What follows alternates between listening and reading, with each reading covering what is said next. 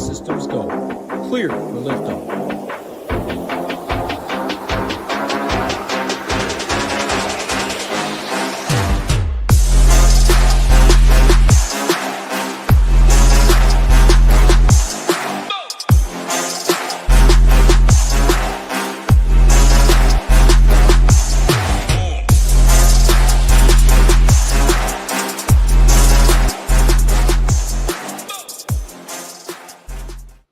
Welcome on in, golf fans. It's your boy GS Luke here with our DFS live stream for the 3M Open. Gonna get you guys ready for all of your lineups with any of your last second questions that you've got for me before lock. Maybe any player poll deep dives that you want in the chat. Also a weather report, any strategy before lock as well. We'll talk about how to attack your lineup construction and some ownership towards the top end of the board. But anything on top of that you're curious about, don't be shy at all to let me know in the chat. I need you to first off smash that like button for me, and also let me know in the chat who you think is going to get steamed up before lock. That could be somebody in the lower tier range that you think gets above 5%, or maybe a stud that ends up being the highest owned on the slate. You can let me know in the chat, and don't just throw the name down there. Also throw, I think they get steamed in front of it or behind it, just so that we know what you're talking about. But I can see we got Go Collect down there, says no major hangover there. Amen to that. Ready to build some lineups. We got our water right here, already set to go for lock, but maybe we'll make a few more adjustments after this. We got Steven down there. I appreciate the kind words.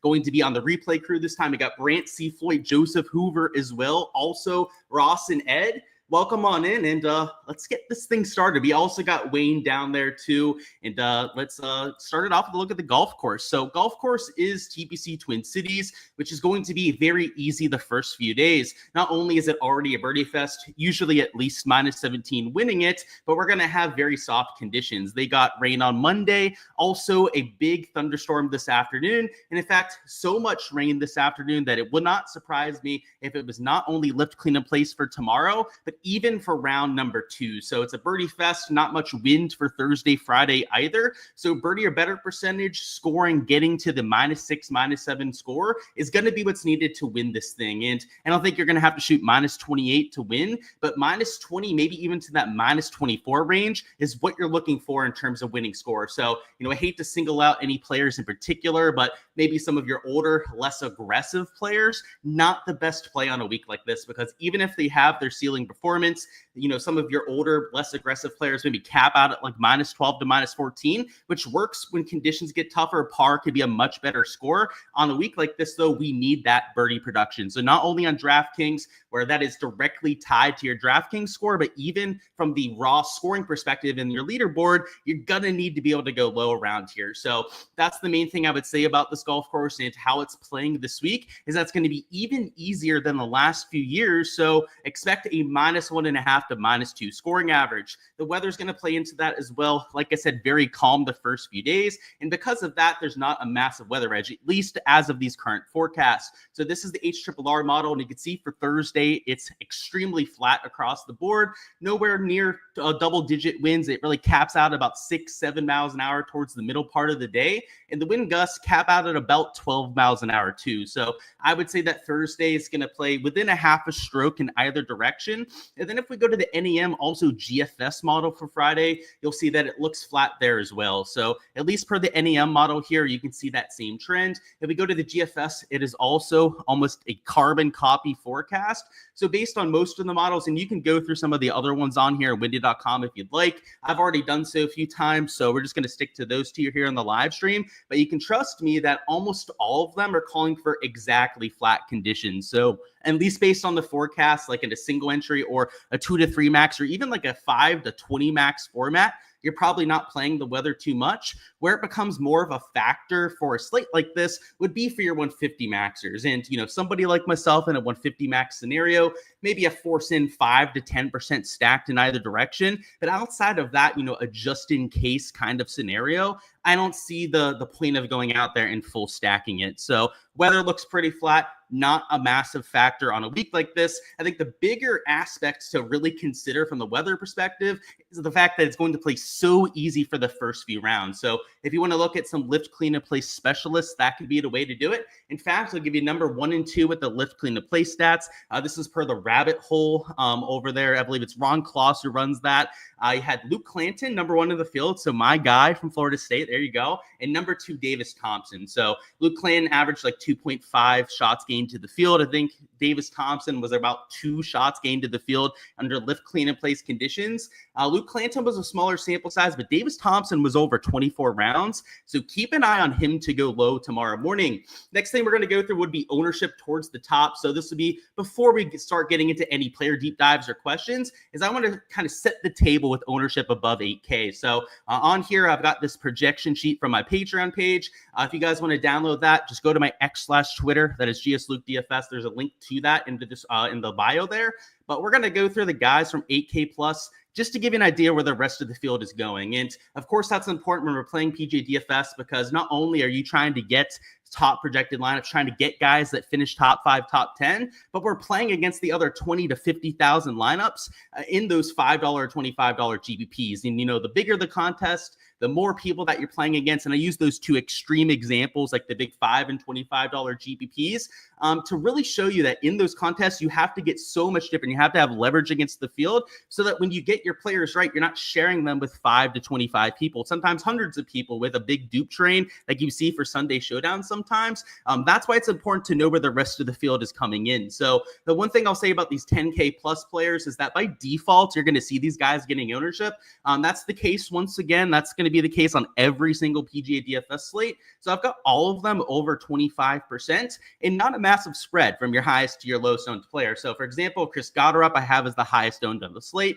I believe that differs from a lot of other projection sites. So that's just my personal take on what I think happens from 10K plus. He's got the best form. So that's my thinking with him getting the most steam there. But whether you're going to a Sam Burns, a Matt McNeely at $10,300, don't be expecting to get too much different to the rest of the field. I think if one of them ends up moonwalking a little bit, not getting as much steam as you'd think, they might drop to like 20% ownership. I don't think it's going to be that much. So, and by the way, steaming, maybe they steam up to like 30% with one of these 3 players. But if the range ends up being 20% to 30% between the lowest and the highest owned player, in my opinion, it's just play your guys from 10K plus. So, for example, if you're a Chris Gotterup guy with that form, don't let that 27, 28% get you off of them. Same thing with the Sam Burns and McNeely. And I'll just say that of these top 3 players, I'm still using 2 of them in my lineups. So it's almost unavoidable to take chalk towards the top end of the board, particularly with these guys that are 10K plus. And on a slate without Scotty or Rory at like 12K, these 10K guys are going to be even more popular than they otherwise would be. So it's just kind of like a product of the salary component, a product of lineup construction, why those 3 are getting that kind of steam, which makes the 8 and 9K range a little bit more interesting when it comes to the ownership component. So in this 9K range, the ownership starts to spread out a little bit more. And I'm going to stress a little bit because even then, it's not that big of a spread from the highest to the lowest owned players. Lowest owned to the 9K range would be a Sanjay who is $9,000 flat. I've got him at about 10% ownership, so maybe being a little bit overlooked. Your highest owned player would be a Max Grazerman at 20%. So rather than it being off by like 20, 25 percentile from player to player, in this range, you do have somebody that is double the ownership of another player in the range. But even then, your quote unquote lower owned players outside of Sanjay are like a Finau at 14, 15%. I guess a Ricky Fowler, you could say a slightly lower owned at like 14.8% as well. So in this range, ownership becomes a little bit more of a factor. Like up top, I really don't think you have to play ownership at all. It's just one of those kind of slates where everyone's at the same mark. In this range, though, it becomes slightly more interesting. So, for example, if you start with one of those 25 percenters and then you go with a Max Grazerman as your second man in, well, it doesn't put you in an impossible spot with your ownership, but it makes you have to really start to think about it for your third man in, because if you go 25 percenter, 20 percenter, and then, you know, that's quite a bit of salary. So maybe your third man in is like a lower end 8K range player. Let's see. like maybe a Bhatia at like 20%, let's say that you went with that kind of lineup construction, then you really do have to think about the ownership for your last 3 players. But let's say that you started with one of those 25%ers, Grazerman, and then in this 8K range, you were a little bit more reasonable about it, perhaps got a Max Homa at 5% ownership, then you wouldn't have to worry about it as much for your last 3 players. So that's why I say up top that you don't have to cross guys out because of that ownership, but you do have to keep it in mind as you go through this board. So a few other things to note: Wyndham Clark at 18%. That looks like a lot of ownership, but compared to the top level players, that is a pretty big discount. So if you want to get quote unquote different this week, I guess it would be going down to Wyndham Clark as your first main in. That would be one of the first few pivots that you can make. Towards the 8K range, it gets even more interesting from the ownership component. I mean, you've got guys like Max Homa at 5%. I got a Luke Clanton at 6.7%. And guys that aren't just double the ownership of the lowest player, but 4 times the ownership gap between the lowest and highest owned player. So that gap, by the way, is going to get bigger and bigger the further down the board you go. And the 7K range is closer to a 14, even 15x difference between the lowest and highest owned player. In the 6K range, it's like a 50x difference between the lowest and the highest owned player. In fact, it might even be a little bit over a 50x difference between the guy that is 0.1% and then whatever the highest owned player slated on the slate is that I have in the 6K range. So either way, what that means though, in practicality with your exposure, is that you're going to have to make even more ownership decisions the further down the board that you go, because the chalk gets even harder to try and justify, as it's going to be multitudes of higher ownership compared to some of the other guys around them. Whereas in this 8-9K range, I think you can get away with it a little bit more. So what we'll talk about in the 8K range in terms of chalk would be a Michael Thorbjornsen. He's 18%, which compared to like the 9K range players isn't that far off. But you can see in terms of the guys in the 8K range, that's double the ownership in a lot of cases. For example, I like a Keith Mitchell and he's half the ownership. So from the game theory angle, it would be advantageous to take that kind of pivot. At the same time, I do project Thorbjornsen. I'm playing Thorbjornsen this week as well. He projects better than Keith Mitchell. So if I can make it work ownership-wise, like I'm going to have quite a few lineups that take Thorbjornsen instead. A Grillo at 17%, and then a Bhatia, I pointed out, at 20% ownership. The thing to note about Akshay is that I don't understand the price tag this week. He's $8,000. I could make an argument that you could swap him and Ricky Fowler, and it would make more sense with the ownership and the pricing this week. Because if you had Bhatia at $9,500, he'd probably still be like 15% owned. If you put Ricky Fowler down at $8,000, he's not going to be 20% owned, right? He's probably going to be like, he might even actually drop in ownership. But this is the crazy thing about DFS and how we are as DFS players. There's a chance that if he dropped his price like $1,500, that he'd stay the same ownership, maybe go up like 1% compared to what he is in the 9K range, which I think that's why Bhatia is getting all of that kind of steam. And I would say if there's ever a spot where like chalk is worthy of eating more than others, it would be on a guy that is severely mispriced. So I am using Akshay this week. I'm just getting different elsewhere in those kind of lineups. So for example, when I'm using Akshay, you're not going to see me using him with a Grazerman and then one of these top 3 players. Like that kind of lineup going chalk, chalk, chalk. It's just, it's kind of pigeonholing yourself for your last 3 players. If I'm going to go with an Akshay at 20%, it's going to be because I made an ownership decision up top. So for example, like I like Sanjay this week as a little bit of a pivot, and maybe I'm crazy for still backing Sanjay at this stage. Let me get off the tab here. It was giving me a glitch. But using Sanjay at $9,000, what it does do, though, is it gives me a guy who's only 10% owned as opposed to 15 to 20%. It opens up a little bit of leverage if I want to play an Akshay Bhatia. So, again, it's not who you play, it's how you play them, to quote the absolute GOAT, Tyler Tambolini. You guys have probably heard that a million times from him before, but it's the absolute truth. If you want to use somebody that's getting more steam than you're liking, they still project well in your lineups and project well in your projection system, then make and just account for it in one of your other 6 spots or other 5 spots, I guess, around that kind of player. That's it for the ownership component. We're going to catch up on any sort of player deep dives that you've got. After we go through any of these questions of player pool deep dives, which this will probably take us the longest segment of this live stream, we're going to talk about strategy afterwards. So that'll be on the DraftKings side, building a lineup or 2 together and going through that lineup building process. But in the meantime, hit me up with any sort of questions that you've got. We've got shots gained metrics on here. So last 24 and last 12 measured rounds. We'll use those to deep dive the player's form heading in. We can take a look at event history. I have that for every single player in the field as well. Recent form, you name it. So all those deep dives, we'll be able to go through those together. And by the way, that's also a part of the Patreon page that I run, is all these research tips. All of this data is put together in a very easy to find format to help you out with your process. But let's catch up with chat. I know we had a few questions before, and let's get this thing going. Let's see. So can we do a deep dive on Kevin Roy and Vince Whaley? So for sure, we can do a deep dive on those two. Not really players that I had my eye on per se this week, but I know Kevin Roy's got really good form. So we go to the last 24 rounds. I'll show that for you. He's gained a little bit, I guess, a little bit over a stroke, I should say, with the ball striking stats over the last 24 rounds. Short game hasn't been spectacular, but being into the positive, as I would say, a pretty good baseline for Kevin Roy.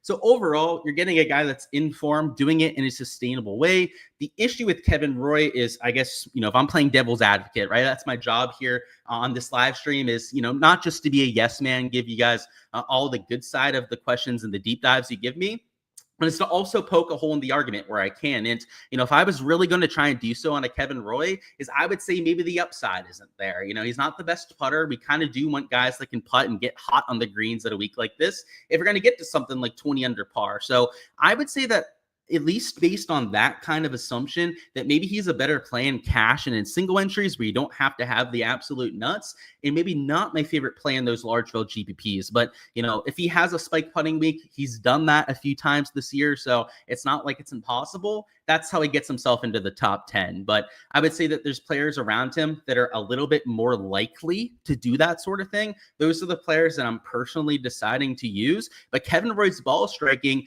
does make him an extremely consistent player. So if you're looking for that consistency, that safety, like I said, more of like a cash single entry kind of play, I like that a lot. And then you also wanted a Vince Whaley deep dive. So Whaley, another guy with really good form. So let's go to the last 24 rounds on him too. He's gaining across the board. It's a little bit more sporadic. So ball striking is about 0.4 strokes per round. So it's not terrible, but it's not as strong as a Kevin Roy, obviously. His short game, though, is a lot more dependable. He's gaining a little bit over 0.8 strokes per round between those two categories. So Vince Whaley, at least at a birdie fest, has more upside. He's a higher...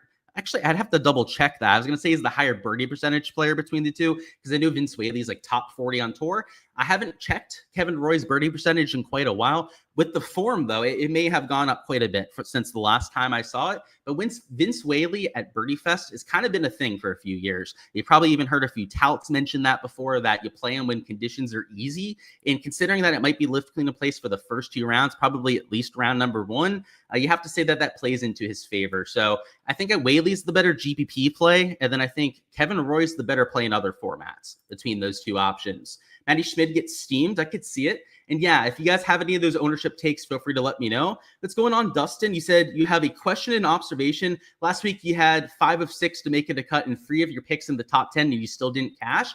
Yeah, I guess it depends on the other few guys that you had, Dustin. It's not quite as easy as just getting a 5 of 6. And I will say as well that the 6 of 6 percentage was a little bit higher last week. So not having that last player was a lot more meaningful last week than most. And on top of that, it was a little bit of a double whammy. Saturday, Sunday had the easiest scoring. So that's probably why you had a hard time there. I think the 6 of 6 rate was like 15%, which is about the amount of lineups that cash in most GPPs. You're thinking that Goddard gets steamed. Yeah, me too. That's why I have him as the highest owned. I just have to think with the best form that he's going to be a little bit more popular. You've been on a cold spell. You're ready to hit a good one this week. Yeah, let's get after it, Chris. Maybe you can break that trend. We're all rooting for you. That's for damn sure. You're thinking that Mav gets steamed up. Okay. Feeling some Kevin Roy this week. I'm not really there, Cody. I think I just explained it because we have the other question about him.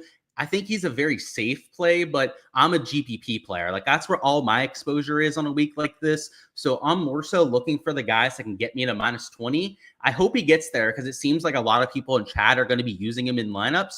It's just that, I couldn't fit everyone in that range. And he was one of the last few players that I didn't get to. Yikao seem, I can't even say his name, but yeah, we know you're joking about that one. He said, hey, Luke, what are my thoughts on Doug Ghim and Cam Champ? So Doug Ghim, I worry about the upside with. He's strikingly similar to a Kevin Roy. He's the kind of player that I play at harder golf courses. So Doug Ghim, not my favorite play in GPPs. I would use him in the cash format.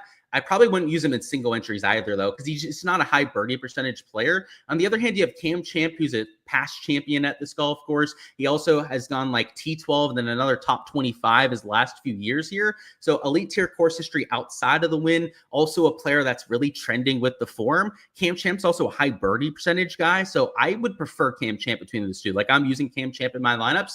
Doug Ghim, though, my critique of it, again, I'm just playing devil's advocate. The form is getting better on Ghim, so he's trending in the right direction. I think that's why a lot of people have pointed him out as a play this week.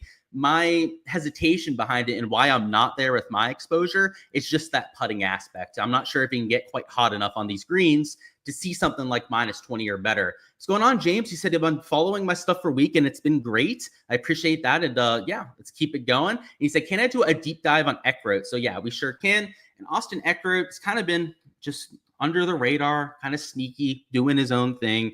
Short game, at least the around the green play in particular, has been the big problem over the last 24 rounds. He's gaining ever so slightly off the tee, 0.5 strokes on approach, as by far his best category, and that is by far the most important category. So if you're going to have a strength, you'll love to see it with the iron play. If he can be better around the green, or even on a week like this, just not miss that many greens regulation, Austin Eckroat always has a chance for that top 10, top 15. Now, he's shown us an ability to even win on the PGA Tour before, which I think is huge for a guy in the 7K range. That sort of upside you can't find with every single player. I mentioned before players without maybe as much putting upside. There are guys in this range that are just overpriced. Maybe the putting's a little bit of an issue as well. Austin Eckroat, you don't have that same sort of critique with. So yeah, as a GPP play, because he's not getting a lot of ownership this week, I happen to like Austin Eckroat quite a bit, and I am getting there myself. What's going on, Prep Joan? Welcome on in. Thoughts on Bridgman? So I love Bridgman. In fact, I was looking for a top 5 bet on Jacob Bridgman this week,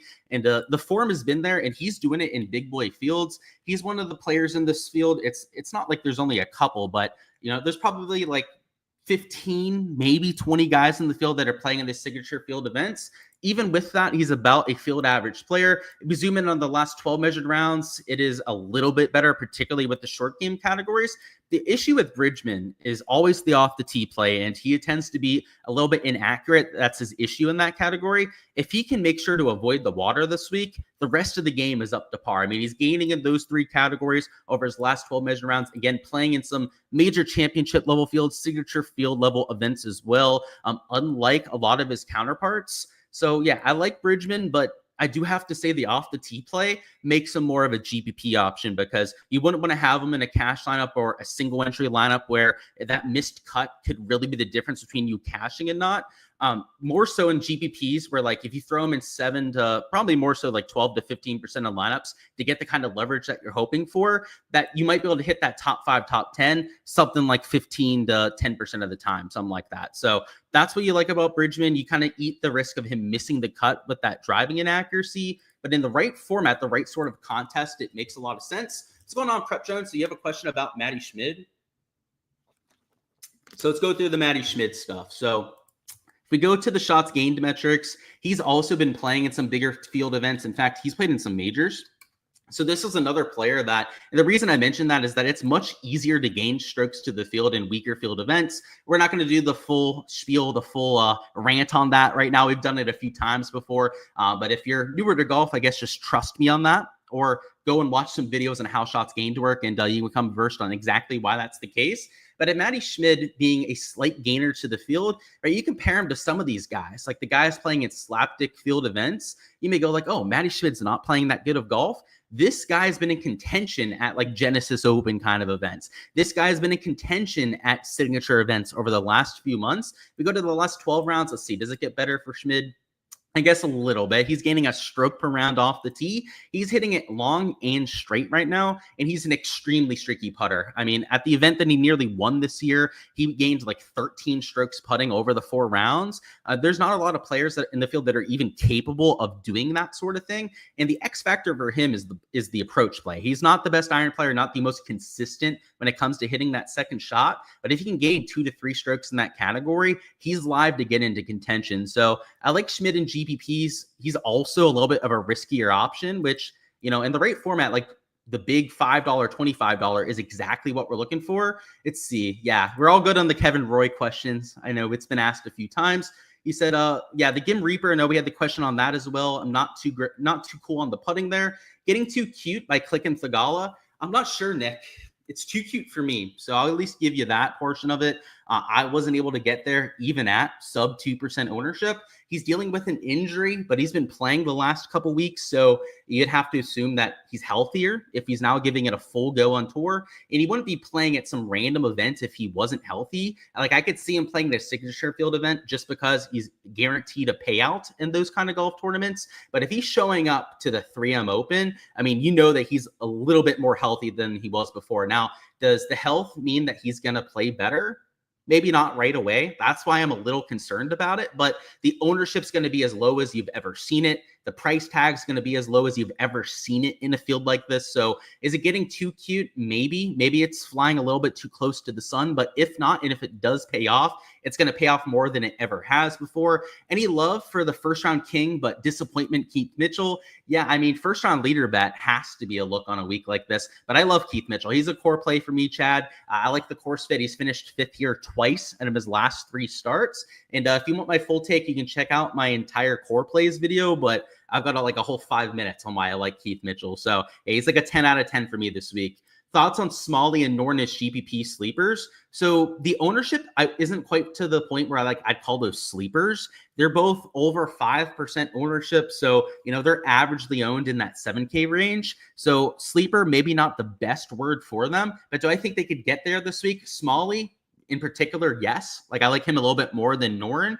Noren, at least to me, and he's bucked this trend once or twice in his career before, but he's been around decade plus at this point. So the vast majority of the time, he doesn't get there in events where you need -20. He's more so the guy that I want to take it grinded out fest, you know, PGA Championship kind of thing, where he showed up.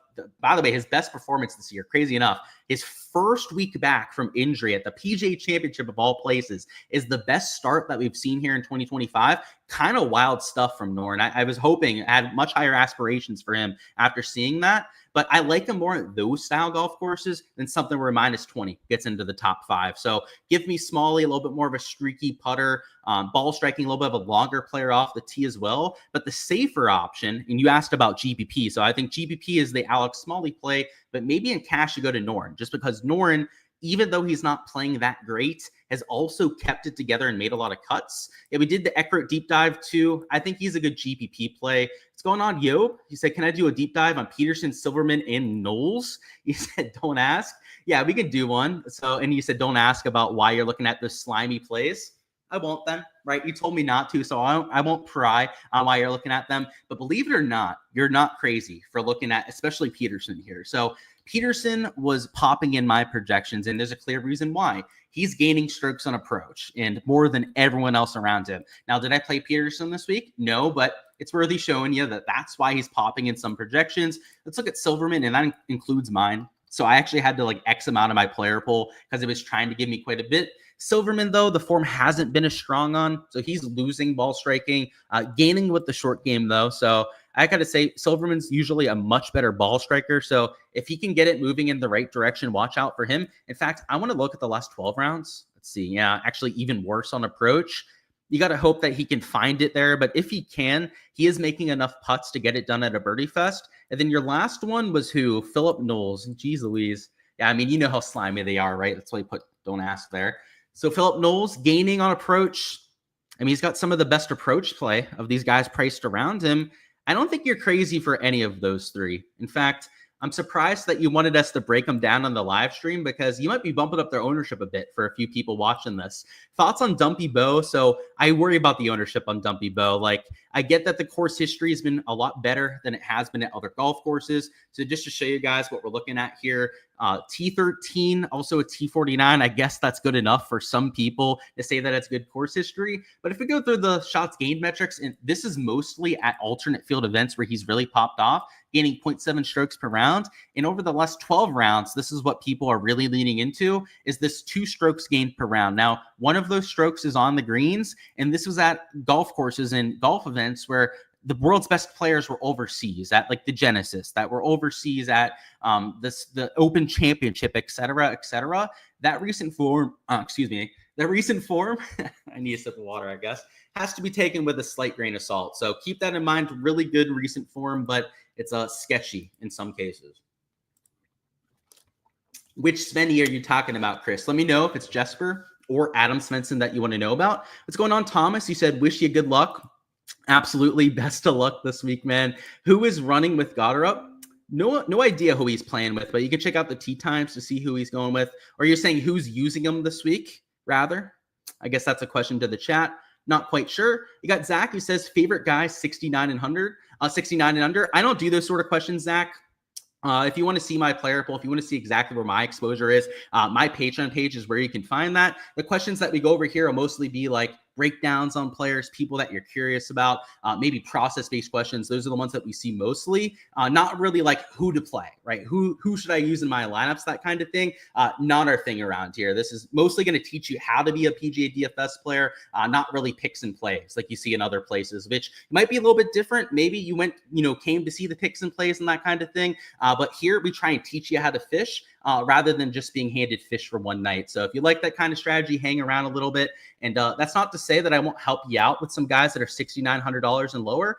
Just give me a few that you're considering, right? A few that maybe you're trying to choose between for that last option, and we can help you that way. But let's do it with deep dives and that kind of thing instead. What's going on? You said thoughts on Pendrith. So I don't really have that many thoughts on him, other than he's in the 9K range and he's kind of just a guy. The form is worse than a lot of the other players around him, and he's have him still getting some ownership. So you could probably tell what I'm doing with him just based on that kind of information. But the projection isn't really standing out. The ownership's there as well. So I'm personally not that high on him this week. You're looking at Zach Johnson. So the form's been good this year, but I worry about his upside at an event like this. He's one of those players that isn't that aggressive. You don't really see him at Birdie Fest that often. Sometimes the John Deere, at least back in the day, he used to show up and play pretty well at those events. This year, I guess he's bucked that trend a bit. He's played a lot better this year than what we've seen for the last 2 to 3 seasons. But I'm worried about that a little bit because historically, especially like the last 4 or 5 year sample size, hasn't played the best at this kind of event. Do we think that Goddard squeezes? Seems like a guy that community doesn't want to play that was successful 2 weeks in a row. He might, man, but the projections to me, and this is really what I lean into on that, have him as such a better play compared to those other two, that the projections and people just running projection systems and running lineups are going to be playing them all over the place. So I think that a lot of the other people projecting ownership this week, that's what they think is going to happen, because a lot of the other ones I've seen have like McNeely as your highest owned player. So I won't be that surprised if that happens. I mean, that'll be the explanation for it, right? Is that sort of trend is happening. However, I know that at least how I do my projections and the trends that I've noticed is a lot of times projection supersedes that kind of narrative. And especially because there's going to be enough casual players. So like, oh, that Goddard guy has finished top 3 multiple weeks in a row who won at the Genesis. Oh, got to throw him into a few lineups. I think that may actually make him the highest owned of the slate. So we'll have to see. I feel like some other people think that's going to happen, Swish, but I personally think it's going to go the other way. Is my boy Castillo worth a flyer? The form has kind of fallen off a little bit. So we'll show that with Castillo, but he's a striper, somebody that early in the year I was riding quite a bit. So he's losing on approach. I guess that would be your main concern. He's usually not a very good short game player, at least with the putter. He's a decent around the green player most of the time, but this approach play is what would make him a little bit of a concern. So large field GPPs, though, you're looking at little to no ownership. So if you need a flyer, is like you were asking for, he's not the worst option in this range. I do prefer Thurston Lawrence a little bit more than him because Thurston is still not getting the ownership and he has slightly better form. But The ownership's going to be even lower on Castillo. And Castillo, I know he hasn't been playing well over the last month or so, but that's not to say that he can't snap out of it and figure out a way to get into that top 20. And a top 20 at $6,900 is getting pretty close to paying off. Top 15, top 10, and you're for sure going to get there at $6,900, which I have to say that that's getting towards the top end of his ceiling. He's I have a hard time thinking he's going to get into contention just out of nowhere, right out of kind of shitty form. But top 15, he could probably do so. Now, on the other hand, Thurston Lawrence, I could see winning this thing, right? That's kind of the difference between these two. That's why I prefer him a little bit more, but the ownership is also a little bit higher there as well. So, giving and taking that's going on there. You said, appreciate the Mitchell review. Of course. You said, thank you. You said your girl's been making lineups with you and was talking trash that your lineups was Burns, Garup, Thorne, Grillo, Peterson, and Silverman. Why is she talking trash to you? I guess because of the last two, right? She's like, who the heck are those guys? But, those first four that you've got in there are studs. So, I don't know, the studs and duds, you took it to the extreme on that one, but don't let her talk trash to you on that, especially if it's a good lineup this week. Let her use all the 7 and 8K guys, I guess, right? She's team balanced build. Team studs and duds is pretty good in a birdie fest, at least historically. Thoughts on Preston Stout? I honestly don't know who that is. So I can't give you any thoughts if I don't know the guy, but maybe we'll know a little bit more over the next day or so. You're talking about Jesper Svensson. So yeah, Jesper's been playing some good golf over his last 24 rounds. And yeah, I know a lot of people probably don't even know that Adam's in the field, but believe it or not, he's still kicking it around the PGA Tour. Last 12 measured rounds for Jesper Svensson, gaining over a stroke per round ball striking. So just hitting the ball well, that's what you love to see. Needs to make a few more putts. Now, he was over in the Europe, right, DP World Tour style golf courses the last 2 weeks. That's 8 of those last 12 measured rounds. Maybe it was the agronomy. Maybe it was the speed of the greens in Europe that were kind of throwing him off. Now that we get him back stateside, if he can continue to hit it like he has for the last 2 weeks and then get back into making some putts, watch out. I think that's what a lot of people like for him. Let's see. You're going to be in Blaine Friday in a corporate tent on the 14th hole. Doing well, Rasmus, and I am very, very jealous of you, Aaron. So enjoy it out there. It looks like it could be stormy today, tomorrow, but hopefully it clears up by the time you get out there on Friday. Is Webb Simpson an absolute dust or nah? Oh, boy. So, yeah, he at least at his age, you would think that he's dust, right? However, there's one thing happening this week, Trevor, that gives me a little bit of hope, is he's going back to his old caddy. So he was with a caddy for like 10, 15 years. Paul Tesori ended up moving on a year and a half ago. He went from being decent to absolute dust, and now he has the caddy back for this golf tournament. So we'll see if he can find some magic with it. I threw him in the 5% of my GPP lineups just in case, but the form recently hasn't been that great. So you're looking at Rosner, McGreevy, Lawrence, and Suber as guys at 6,900. And yeah, so since you have 4 there, I'll give you like the Spark Notes version on all these. So we went through the Lawrence one already. He's got great form. He's my favorite out of those 4. So I'm just going to say that right off the bat. Rosner, good ball striking form, hasn't really shown up for a splash play in a while. So that's why he's not that highly owned. Rosner, you got to give him like a 6.5 out of 10. Good ball striking stats. And I will bring them up over the last 12 measured rounds just to show you that.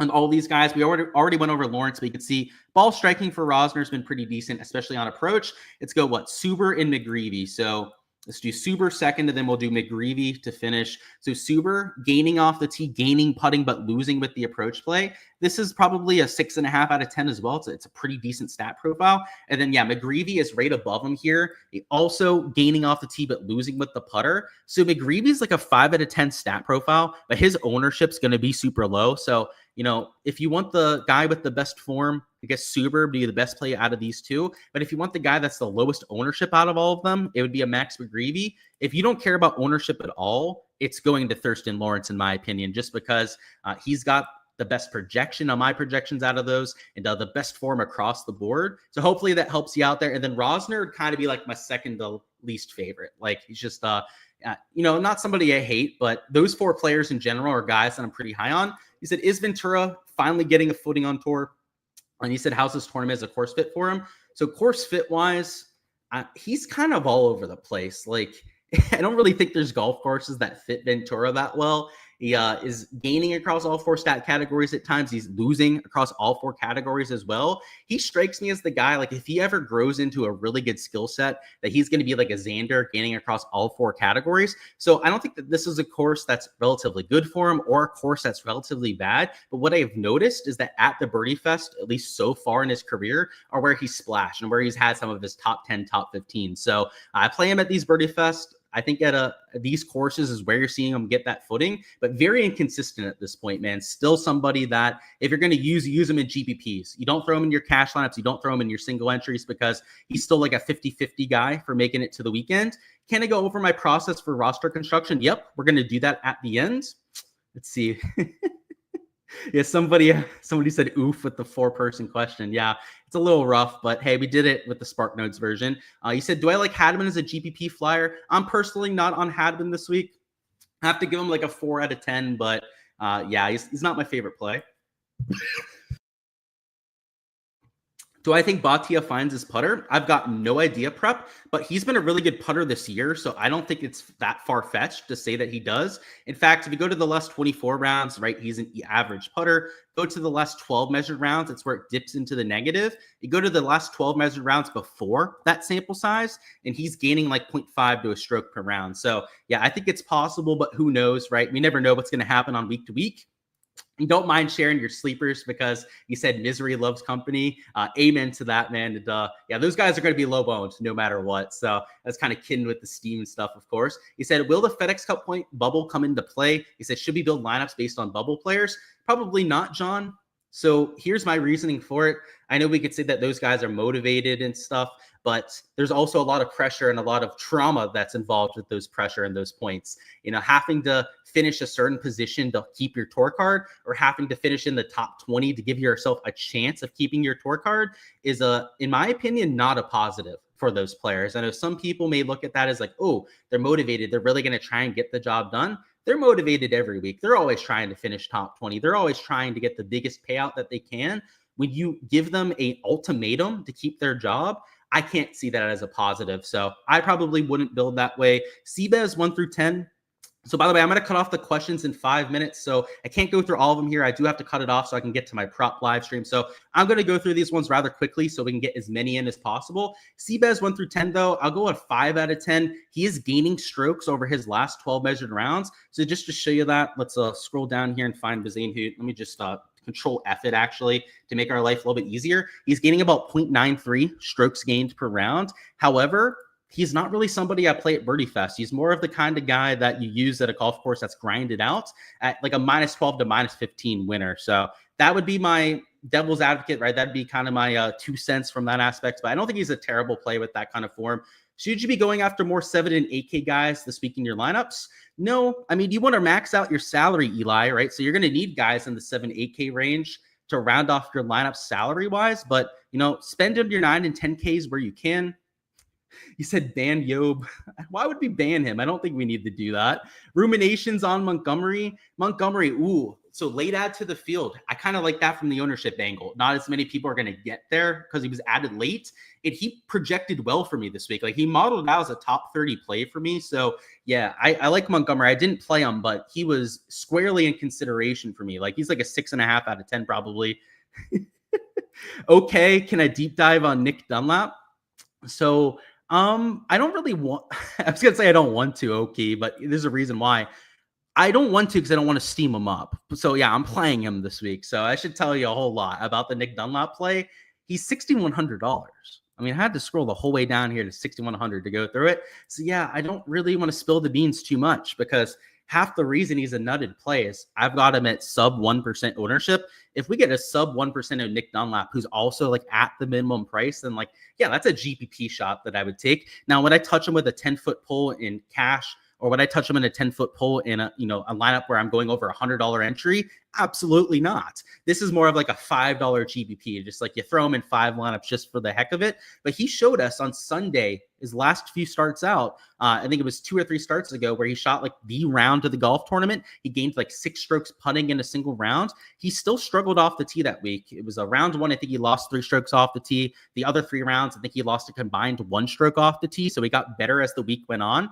But if he can go from losing those 4 strokes off the tee to like a neutral one of these times around, I mean, that's a top 10. That's how well he's been playing in the other 3 categories. So I've been on Nick Dunlap watch for a while. I hate that I had to do the whole rain on him because I probably just steamed him up another 0.2, 0.3%. But yeah, man, I think that he's been trending the right way for quite some time. And I hope no one uses him this week because, my 5%, I'm hoping could be like 10x the field. If he's 0.5%, we can accomplish that. He said, can Team No Putt come through with exceptional approach? They can sites, but it's a much narrower range of outcomes. So I wouldn't count on it as much. Like if they're low owned, like maybe you take a shot or 2 on those kind of players. But in general, I do like the more well-rounded or even putting first skill set. What's the next tournament that I'll be going to? I actually don't know off the top of my head. I'm thinking it's going to be one of these like playoff events, probably East Lake. I go to that almost every single year. So yeah, potentially Atlanta in a month from now. Overall thoughts on Bridgman. So yeah, I already talked about him a little bit earlier, so you can catch my thoughts there. What's going on, John? What's going on, Cody, as well? Haven't seen you in a while. He said Danny Willett costs more than Nick now. Yeah, it is crazy, Ross. That's like I said, we gotta stay quiet about the Dunlap train. I really hope he's that sub 1%. You need Nick not to shoot him out of the tournament on Thursday. Yeah, man, just give me -1. Like it's a birdie fest. So we no even par or worse, right? Even par would be like +3 at most events. Give us like a -1, -2 round and he's live. What do I think about Whaley? So I gave my thoughts on him a little bit earlier as well, but I like the form gaining across all 4 categories. I also like that putting first skill set at a birdie fest. So I don't love him enough to play him myself, but I think that he makes sense here. And he said he just did a global swap of Villegas for Dunlop. Oh boy. Like I said, we're steaming him up like 0.2, 0.3%. I guess that's going to have to be okay. And then, yeah, you said thoughts on Vegas. So Vegas past champion here. That counts for quite a bit. The form, though, has fallen off a little bit. But I mean, he was in contention at the PGA Championship or US Open. It was one of those 2 events. You can see here, $7,400, gaining 0.7 strokes per round.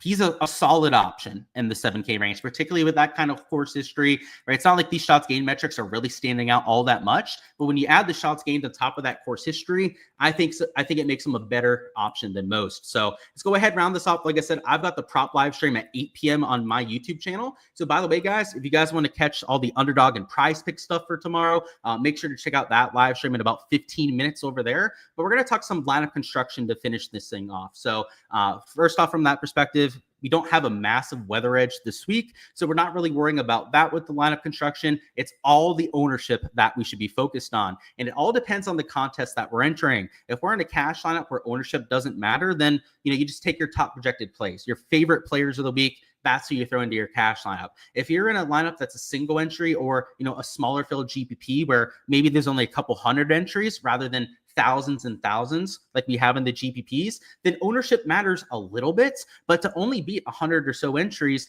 you don't have to get vastly different to the field, right? You don't need like 2 to 3 guys that are sub 5%. That would be getting too cute in those sort of contests. You still have to think about the ownership a little bit, right? You still have to be able to move up the leaderboards in some spot. But if there's some chalk that you want to play, and let's say that you've got a player pool that's a little bit chalkier, single entries are normally a good spot to go. But what we're going to focus on here for building this lineup together is going to be for the large field GPPs. It's going to be the most extreme example of ownership. So I like to throw that out there as a PSA so that, right, not every lineup you're entering has to be built with this kind of caution from the ownership. And the reason why we are a little bit more cautious in those big $5 and $25 is that we've got a much higher chance to duplicate ourselves against 20,000 to 50,000 entries. And also to beat 20 to 50,000 other entries, you're going to have the absolute nuts. So you want to make sure that you're different enough to where you're not going to duplicate and screw your long-term payout with how top heavy these things are. And also make sure that when your players hit, that you actually have a fighting chance to get into that top 5 or win it. So we're going to make sure that, you still have a chalk in a few spots, maybe 1 or 2 spots in the GPP lineup. But if we're going to do so, we're going to have to offset it further down the line. So we're going to start this with McNeely as a pretty chalky guy towards the top. And then we're going to go Grazerman as our second man in. I mentioned before that I'm going to have lineups that start this way. Maybe not with McNeely per se, but one of those top 3 players that's a little bit chalkier. And then go to Grazerman at also 20%. That's a 25%er and then a 20%er. That means, and especially like if our 8K range guy has any sort of ownership behind them, that we're going to have 3 spots to get almost all of our leverage. So in this 8K range, what you want to really be careful of in a large field GPP is going chalk, chalk, and chalk as your top 3 players. You do that, you only have 3 spots to get that differentiation. Unless you're very careful and intentional with your last 3 spots, you can not only duplicate yourself with other lineups, but also have leverage issues even if you don't end up duplicating. So, for example, Abatia, I mentioned him as being a no-go as that 3rd man in. That would be the kind of lineup construction I want to stay away from. So for the sake of this, because it's in the $5 or $25 GPP, let's go with Max Homa as our next man in. Going to give us slight differentiation in that 7K range. Instead of using a real chalky guy in the 7K range as well. So maybe rather than going to a Bridgman who's getting some steam, even a Jesper Svensson who's getting a little bit of steam himself, we'll try and get slightly different with who we take here. And off memory, I guess like a Pearson Coody would be that kind of player. Let's throw him in there at $7,600. We still have 2 more spots to round out this lineup. I wouldn't want to take somebody here that's going to be 10 to 15% owned. So rather than playing like Fishburne's getting some ownership, even a Sam Stevens, I think is like 8-9%. Let's go with a Taylor Moore at $7,400 just because I've got him at like 5% or lower. And then for your last man in, you know, maybe we could take a little bit of chalk. So like if you wanted to use Hostler as your last man in, he's by far, I'd say the chalkiest player at $7,100. You might be able to get away with it just because we had Max Homa offsetting some chalk in that 8K range. But let's say that before we hadn't made that pivot. Let's say that before we used Akshay Bhatia, who I mentioned would be by far the chalkiest player in that range. Well, now with your last man in here, you can't make that same sort of decision. You can't play the chalkiest guy there because you only have really 2 spots in this lineup that you're getting that differentiation. That would be a Coody and a Taylor Moore. And if your last man in here is another, let's say 7% plus owned player, you're going to have a decent shot, maybe not 100% shot of duplicating yourself with one of those 50,000 other entries. But even if you do get away with it, like I said, you're not going to have as much room to move up those boards. So that's why I really like not having that triple chalk start. If you're going to go with that triple chalk start and you just have to make it work for whatever reason, then this is where you have to like leave salary on the table. It's where you got to go down to like 71, maybe $7,000 and try and find a pivot. So like maybe that's using an Eric Cole, a Springer as your last man in. Those are the sort of things that you have to offset when you're taking a very, very chalky core at the top there. So that's the lineup construction angle, and that is it for the DFS live stream this week. Best of luck, guys, with all the exposure that you guys are getting to. I hope to see your names towards the top end of those leaderboards. We're going to be doing live streams for rounds 2 through 4 this week for Showdown. So if you guys are playing the single game slates or single round slates for the next few days, make sure you subscribe to the YouTube channel so you guys don't miss any of that when it drops. We'll be touching on all of that about half an hour to an hour after play ends, and all of the prop content for rounds 1 through 4. In fact, the round 1 prop live stream is going to be in 10 minutes on my YouTube channel. That is GS Luke DFS. You guys looked it up on YouTube at the top search bar. Again, GS Luke Grand Slam is what GS stands for, and then DFS at the end. You guys can find the live stream starting in just a few minutes. So I'll see you guys over there. For anyone that is deep diving the betting side of things, we're not only going to go through underdog and prize picks, but also matchups on the sports books. We're going to talk weather conditions, pin locations once we get those from the PGA Tour, and everything heading into the round 1 lock that we weren't able to touch on here. And I know there might be a few questions that we weren't able to touch on. I do have to cut it off here though, so that I can get things ready for the next live stream. But if you want those questions answered, I will answer those at the prop and betting live stream. So just bring those on over there. I'll touch on those right as we get that thing started. But best of luck. I appreciate your support here on the channel as per usual, guys. I'll see you guys for that live stream in about 7 minutes.